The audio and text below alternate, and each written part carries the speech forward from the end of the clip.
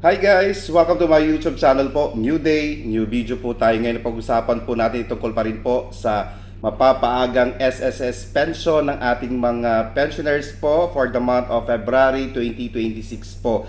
Dahil nga po ang February 1, which is a normal crediting po natin, ay natapat po sa Sunday, mamumove po siya ng January 30 po sa ating mga SSS pensioners po dyan na first batch po. Makukuha po ninyo ng January 30, 2026 po ang inyong February 2026 po na SSS pension.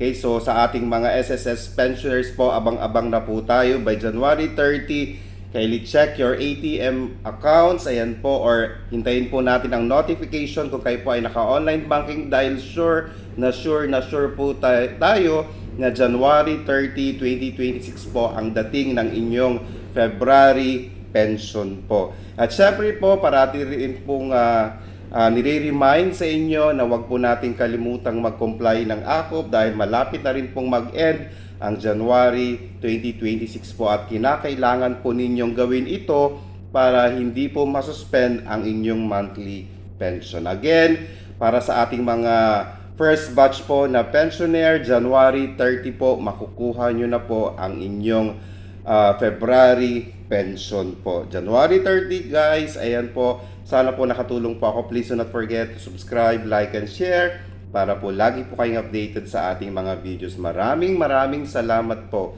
and stay safe. Bye-bye!